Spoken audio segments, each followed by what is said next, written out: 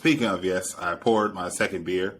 It's literally called Yes by a brewery. Oh, that was a nice tie through. Okay, see that tie in? I try. I've been working on it. It's this beer called Yes from Beerded Iris, which is a local Nashville beer out in Germantown. It's a double IPA, which just means it's a stronger version of the actual style of what it is. And it might be a little more hops and things like that. It kind of just varies. But this is a little hoppy, nothing crazy, which hoppy means bitter. Yeah. So hoppy means bitter. So it's nothing. So it's going to kind of be just, it's going to be a lot for a new beer drinker or a person that doesn't drink beer. So I wouldn't suggest that, but it's very well done. It's well balanced. It's a little fruity, but doesn't have fruit in it. That's just because the hops that are in it bring that flavor out once it goes through the process of brewing. So it's a little tropical fruit like pineapple, a little bit of mango in there. But it's easy to drink, and it does smell a little herbal just because hops are very just have a very floral smell to them sometimes, or it could be citrusy, or it could be really resiny and things like that. But we're rocking and rolling, and I just wanted to keep kind of just talking about mental health and having those tough conversations, and kind of just continue just finding your niche. I didn't ask this earlier, but I just thought about it. Just culturally, when you recommend people, someone Black, how much of a difference does it make on that person's experience in therapy when they see another Black person, whether it be a woman or a man? How important is that for you to try to make a recommendation, or you just go off it could be Peter or it could be Dion, but Peter does this better than Dion, so I'm going to refer you to Peter over Dion, or you're no, Black men, I'm trying to put them there and things like that? I honestly ask the person that's seeking therapy, or I ask my client, because I would tell my clients at the beginning. So I do this analogy, and I don't mind. It takes 2 minutes. I'm going to take y'all through basically what a first session with me looks like. We walk through confidentiality, when confidentiality will be broken. Then I typically ask, do they like sports? Most of my clients be like, yeah.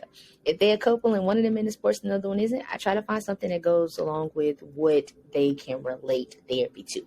But most of the time we go with a sports analogy, and I tell people hey, check this out. So me as a therapist, I'm just the coach, you the MVP, or you guys are the MVPs. And what's happening here is we are watching highlights because therapy is practice. You watch gameplays, which is what happened in real life. What happened? How did you respond? Now that we're in the safety of this office where we're watching the highlight, what can we do differently next time? Or what do we need to start doing? So what people call the mental health toolkit, or the skills they want to walk away with, is essentially the drills you're learning in practice to run in the play of life. I love basketball, so sometimes I talk about basketball. So for my couples, y'all technically kind of back in the day, Kobe and Shaq. We know who we need to file, and we're always going to try to file the person who can't shoot free throws. So we in therapy learning how to shoot these free throws so that Kobe don't feel like he overworking in the game, because he not only trying to run the ball, but somehow intersect the people who are coming at you so that they don't foul you, because then they're going to see the weakness in your relationship. So I love that. We're learning. I'm a sports guy too, so so we learned. I was locked in. We learned how to make these plays. You gonna learn how to shoot free throws, and Kobe gonna learn how not to be a ball hog because he's afraid of passing you the ball because you might get fouled. So we taking over that. We're both learning what it is we need to learn to balance out the relationship. The other piece of that too is the fact that you never just work on your weaknesses. We also working on strengths, but we never want to work on strengths to the point that it becomes a weakness.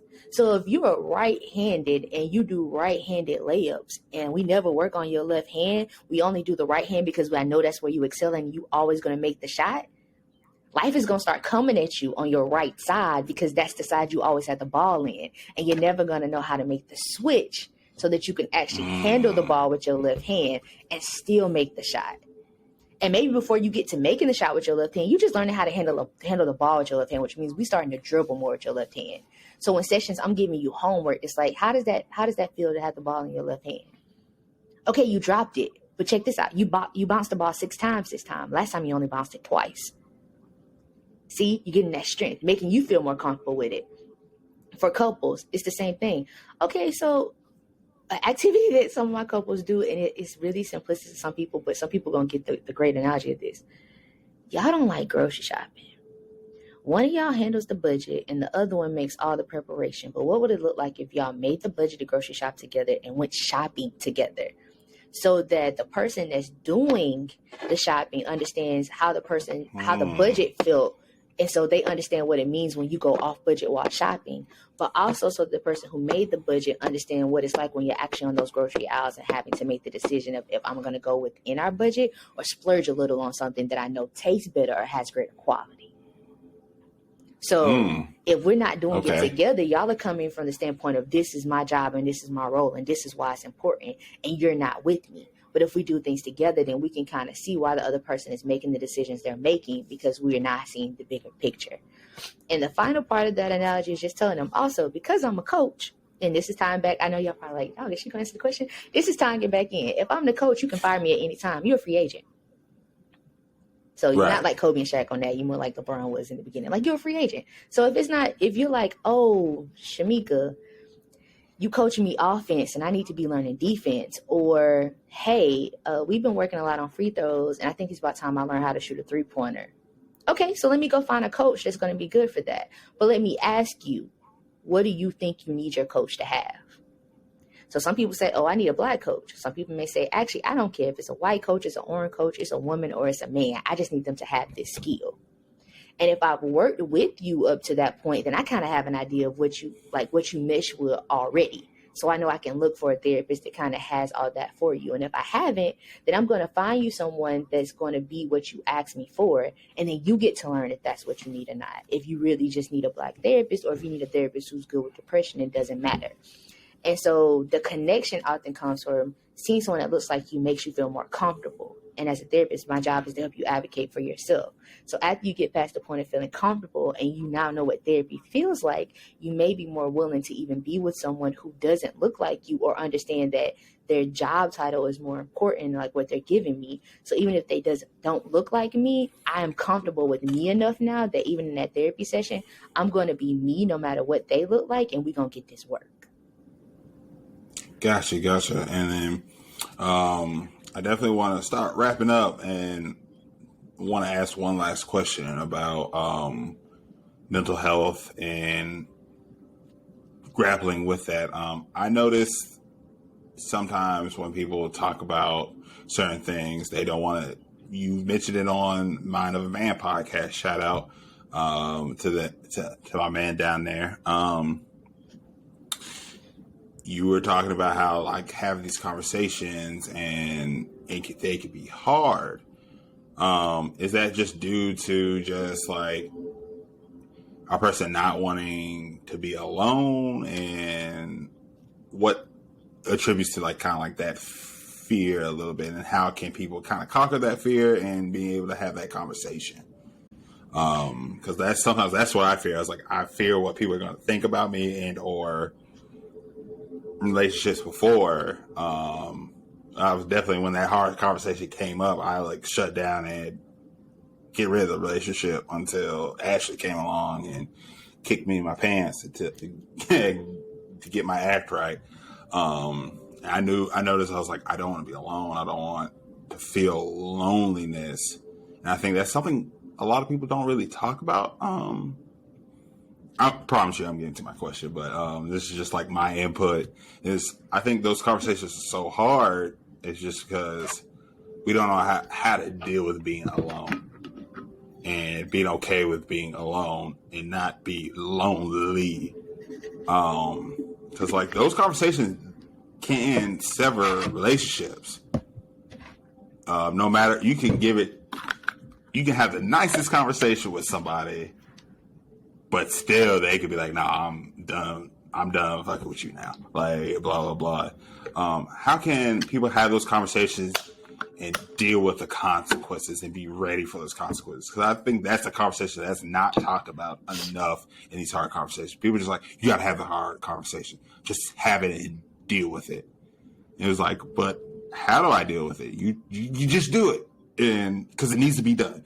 And you're just like, okay, I'll do it. You have it, and it goes way left or it goes great. But now you don't have your friend, you don't have your partner, or you don't have a family member which you used to be like this with. Like, how do you prepare your clients or friends or family members that are having these issues of having these conversations? How do you prepare them? Like, you're going to have this conversation. This is what could happen. This is what you need to prepare for. And this is what you do if that happens. So sometimes preparation for hard conversations can happen in terms of role play. So I'm going to be the person that you having the hard conversation with, and we're going to walk through, what are the points that you're trying to make? How is the delivery?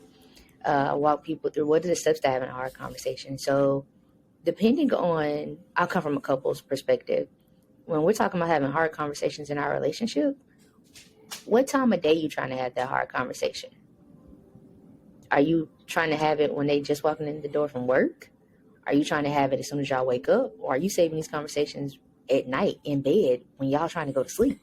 Like, that plays a role in how you're going to be heard or understood, because that person is coming in with their own, emotions or their own things on their mind. And you may be seen when you're approaching them as adding a burden versus trying to find a solution, because they haven't had time to even process what they came with. The next thing is, so with that, if we know we're having a tough conversation, try to set aside time to do that. And don't send that anxiety-provoking text that says, we need to talk. Don't have them thinking you about to leave them. Like, right. And if you gotta send a text that says we need to talk, add a little more context. Be like, hey, we need to talk about, or even say, hey, do you have time for us to discuss X, Y, and Z? And even put in the text, and it's not for you to respond to it via text, because I would like for us to have a conversation. That way they don't even try to abruptly just give you the answer in the text message. Let them know, no, I want a conversation. Because then they understand I'm coming into a place where we are going to talk. You're going to say what you want to say. I'm going to say what I want to say, and we're going to get to a conclusion. It's not just going to be somebody telling somebody, like, this is what it is from here on out, because I'm not your child. Like, we're in a partnership. Right. And if it's a family member, also the dynamics come into play. Like, who is that person to you? Like, so what does that need to look like?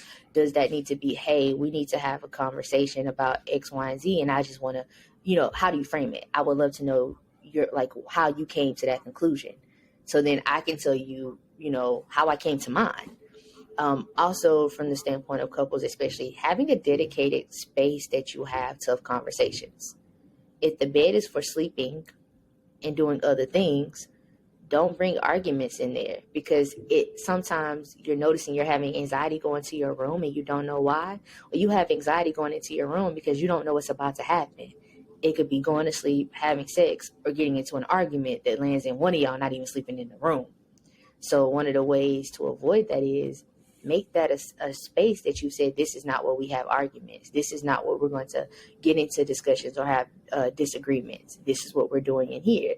And if we feel that we need to do that, we step out of here, so that this space doesn't even get labeled that's a bounds that we're going to cross. Some couples are like, hey, we're going to have these conversations at the dinner table. And the cool thing about that is everybody got to eat. So even if you have disagreements and discussions at the dinner table, it's not going to stop you from coming back to the table to eat. That's something you got to do to survive. But people will stop sleeping in beds. And then it's like, well, last time I checked, he ain't slept in here, in the past 3 months. And so is he cheating, etc.? And he like, nah, I know anytime I walk into that room, she ready, like, to argue or get into a fight, and I don't have the energy. Something else around having hard conversations, like I said, delivery. What words are we using? So something that I talk a lot with couples about is, here's what I heard, here's what I understood. So something as simple as you and I are having a conversation, and you just told me, maybe you said, we need to go to the store. And I say, what I heard you say is, we need to go to the store. What I'm understanding is we need to go to the store. And then you can say back, actually, yeah. But what I need you also to understand is I'm saying we need to go to the store because we're out of X, Y, and Z, which means we need to go now. Okay. So see, like it started out simple, and even me repeating back to you what you said, let you know without me having to say, you didn't give me a lot of context, that you left off context. And in a lot of hard conversations, a lot of it is because we're listening to give a response, people are leaving off context and we're arguing off of something small that was said when we don't have the bigger picture yet. Where if I come in and I'm repeating back to you what you're telling me to gain greater understanding, you're able to hear what you're telling me and know what needs to be added so that we could actually have a conversation around it. And of course, it's never that simple. Like people are going to say stuff that may be like, hey, I don't feel loved. And me being like, okay, so what I heard you say and understand you to be saying is that you don't think I love you. And then that goes, no, I said I don't feel love. I'm not saying you don't love me. I'm saying, however, you're showing me love. It's not making me feel loved. I need you to show it to me another way. I hear you saying I love you, but I don't feel I love you. So see just how even saying that just opens the room for me to understand what you're getting from me so that I can hopefully deliver what it is that I need or what I'm saying in a way that you actually understand. Gotcha. No, I love that. And with the delivery and being able to sit down and have those conversations. Because I think that, again, that's not talked about a lot. And also it's just like, if you do have those conversations and it does have that unfavorable result, you're like, you have an argument, or like you talk to your mom, sister, brother, or a family member that's they're close. So like it could be a cousin, uncle, whomever, and y'all super close, but you have a really big conversation about building boundaries. But now y'all not nearly as close. Y'all don't even talk anymore. And so you have this like void that comes, but it was a conversation you need to be had. But now you're questioning, like, should I even have that conversation? Like, was I wrong? Like, that's another thing that's not talked about a lot, is like that going that way and being able to like deal with that. Cause like, I think that's where a lot of people can get tripped up and caught up in a lot of emotions. Like, oh, was that too harsh? Oh, do we even need to have that conversation? Oh, blah, blah, blah. And like, just kind of dealing with those emotions and being able to move forward and hopefully find ways to rebuild that relationship. Like, what are some tips there people can have when they get in that moment and that moment's here, or that moment's present, rather? I'm going to say something that it's going to need more context, but I need to say it. Also understanding what are your boundaries and what are your wants. So are you communicating something to someone that is, if you don't have it, it is impacting your life in a way that may cause harm to you, whether emotionally or physically? So it's like, no, this is a boundary. We are not going to talk about X, Y, and Z. We're not going to talk about my weight. We're not going to talk about, that you may not like my daddy. That ain't my fault you don't like my daddy. Like these are boundaries. Or is it a want? Like, what I want you to do is not talk to me about this unhealthy relationship that I'm in. So I'm saying it's a boundary, but it's not a boundary as in, if you talk about this relationship, it's going to cause me harm. It's a want. And the harm that actually comes from you talking about it is the fact that you're holding me accountable, that I shouldn't be in there in the first place. Gotcha. So like, what's the difference? Not to cut you off. Sorry. No, you're fine. Like, you're talking wants and boundaries. Like, what's the major difference there? So boundaries are things that you've come to understand, are things that keep you safe, they keep you functioning, and they, in so many ways, boundaries are the things that help us know, like make us feel respected.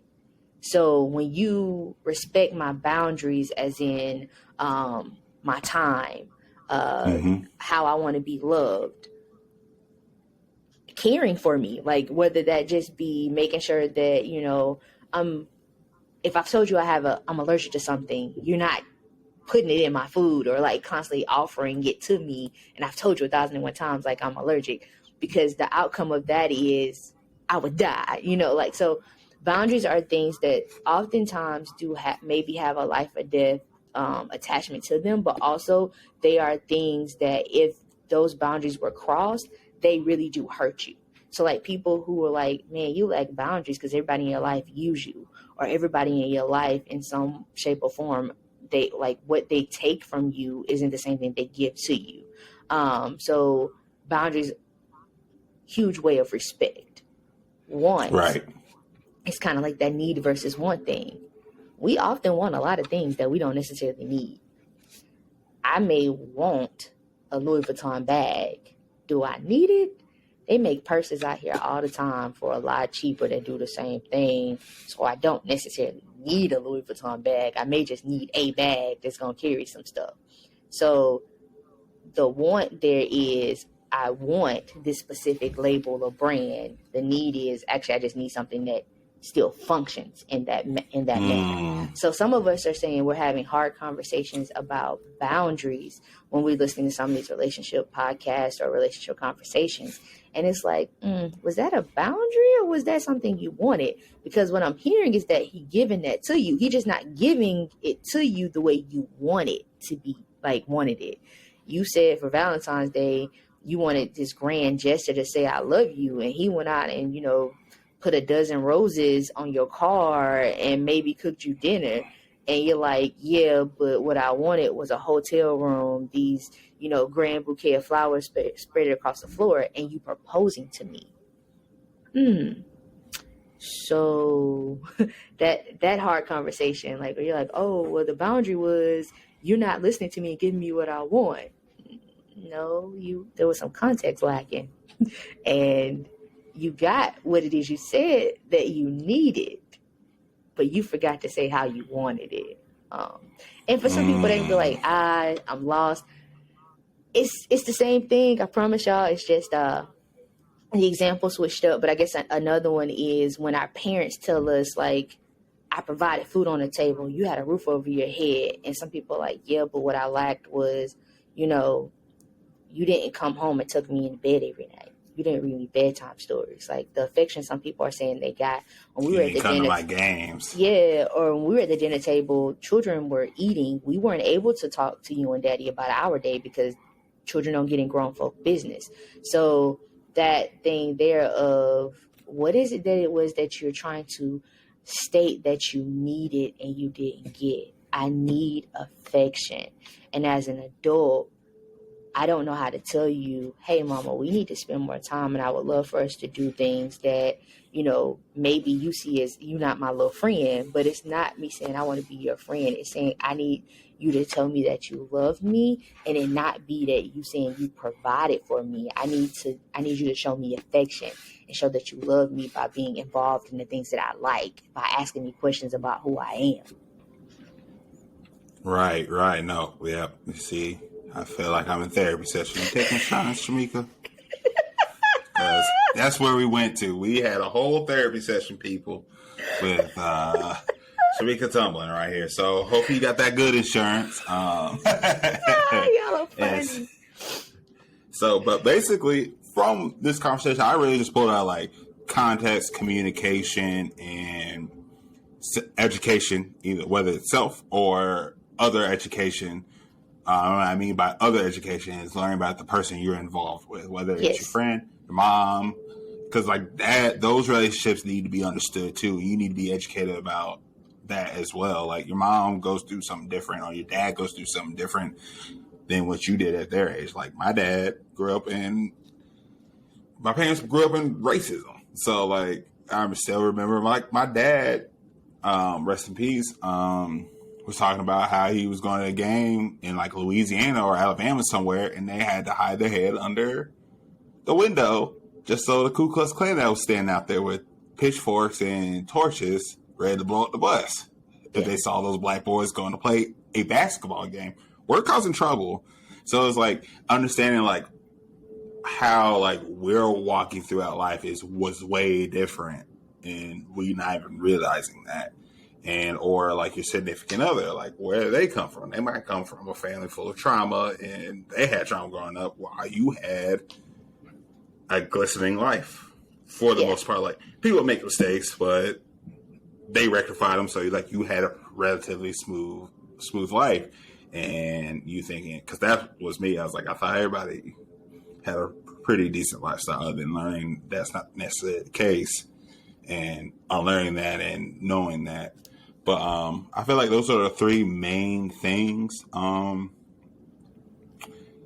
learned from the day. But definitely, like, for the listeners, Chemyeeka, do you have homework for people to work on? And Oh, we doing it like that. I mean, I definitely can offer people some homework. So something that I literally just mentioned on a podcast earlier today is if you want to learn more about your boundaries, or just start that conversation on like what makes me tick, who am I? There's a great book called Boundaries, and there's a series of boundaries. You can literally just look it up on Amazon. There's boundaries in dating, boundaries in marriage, boundaries in all relationships, and there's some workbooks that are included. Oftentimes I read them. These are books I'll go through with clients, and we'll work through it together. So as a therapist, I can add those viewpoints for you. Okay, as you're saying that, now I remember you've told me about this person. mm-hmm. Now hearing that played back, do you think that maybe what we're saying, we may need to frame it a different way? Because, like, for instance, if a conversation were to be happening with one of your relatives, and we're saying, like, the time frame they grew up in, like, racism was, like, there was no hiding it. People were very, like, out in the open about it. Would I tell them then, like, hey, you know, I think you're overreacting when I tell you that I have a white boss, you know, and X, Y, and Z is happening? Or would it be, you know, the delivery, like, I understand what you're saying, and then also, like, here's the different context, because remember, context is important, so maybe having to add a little more context. And I totally can relate to that because I was born and raised in the South, and my mom and dad have That stories. makes two of us. Mom and dad have stories, uncles and aunts, and it even played into, like, friendships that I would get when I was younger, because it was like, hey, you need to be careful because I know they family, and they're, you know, and it's like, well, they not their family. And, you know, sometimes you learn good, sometimes you learn the hard way. But to say, like, there are reasons why people tell us what they tell us. But yeah, so boundaries. Also, having conversations with the people in your life and not always looking at them as hard conversations. So start with conversations that may just be honest. And when I say the difference between that, so I'm saying, like, start with identifying who are the people in your life that you can be honest with. Like, who are the people that you can tell, hey, that outfit ain't it. Or I don't feel comfortable doing X, Y, and Z, and they listen. It could be even, I know people who are in friend groups, they won't even tell their friends that they don't like restaurants they go to because they're afraid of how that person will respond. So maybe that's not the person to start having hard conversations with. Y'all ain't made it to, like, you. There's some other things y'all need to work on first. So before the people that you can talk to and you guys can disagree, and then you all have a hard conversation or what may be perceived to be a hard conversation somewhere else. And then together, by communicating with each other, you're learning things that you can take into another conversation. Because not only do you now have a different viewpoint, so you may be able to speak on different points when you're telling somebody else, and bring up some things like, this is how I believe, but I also know it can be done a different way. But this is also, while even knowing it can be done a different way, while I know this way works better for me. To add an example, because I think that would help that go over a little better too, is maybe the hard conversation is, you know, and looking at myself, why have I ended up in the relationships I've ended up in? And then talking to to some people who of the opposite sex, while also having people of the same sex in the room, like us having a conversation on, okay, I'm hearing the thing of, like, maybe I'm just falling for the same guy over and over again, but also, why does it seem to be that guys have these traits and they're abundant? Like, you know, and then my male friends being able to tell me, well, not all of us do, and then ask questions like, well, where are you meeting these people? What conversations are y'all having? What are you allowing them to do without saying up front, I'm not going to take that? Because without having hard conversations, those may be questions that you don't even get to. Now, if you're talking to me as your therapist, of course, I'm going to go ahead and just bring that up at the forefront. But when we're talking about friendships, a lot of times people want to see us happy. And even when they see it, may be like, they may be like, okay, their gut is going to tell them that's wrong. Because if I tell them, then I'm not being a supportive friend. So I'm going to let them walk out the door. But I'm also at the same time, like, hoping, like, please let their intuition kick in. And they be like, all right, this was a fun date. This is not somebody I see myself with long term. Gotcha. No, well, thank you, Chemyeeka. I definitely, like, people hope you wrote down your assignment and work on that. But definitely, if anybody is interested, how do they get in contact with you via social media, whether they want potentially have you as therapist? How can they set that up and give you a follow? Yeah. So you guys can follow me on social media at Positively Myeek. So the @ symbol, and then POSITIVELYMYEEK. My name is very unique. Chemyeeka is spelled CHEMYEEKA. So I should be the only person that pops up when you type that in. But if you was wondering, if you type in my name, my social media handle comes up as well. I am currently contracted for therapy through Hampton House Counseling. So you can still hit me up on Positively Myeek's DMs. I'm just going to send you the Hampton House Counseling page. And then, like I said, if you're not in the state of Tennessee, I know a lot of wonderful therapists in other states, men and women. So could definitely send you, some contact information. And then also, I am a doula, as I stated. I am a doula with Birth Manifesta, so you guys can find me there. If you need a doula, let me know, because like I said, my area of interest for therapy is definitely in the postpartum and perinatal period. So we can talk about what that looks like, and there's stuff all over my social media, so you can kind of hear some conversations as great as this one, even some shorter conversations, a lot of reels, so a fun way to get some really quick information. And then my webpage is being rebranded, so come March there will be a whole website dedicated to how to work with me in different ways. Perfect. I love that. So make sure you guys follow Positively Myeek on all social medias. Check out Hampton House if you need go to therapy and be able to build those boundaries, be able to have those hard conversations, and all that good stuff, and just being committed to it. As you could tell, she's very knowledgeable in the space and is more than willing to help, and she's just a great person and easy to talk to. So make sure you're coming in there ready to go and you're ready to build, because she's ready to build always. So as you heard.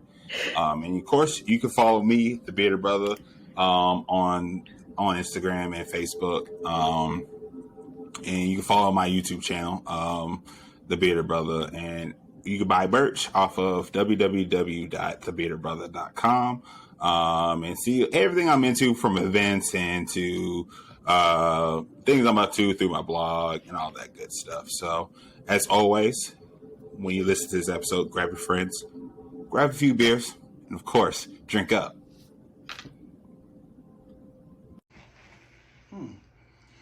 You look good in that shirt. Where you get it from?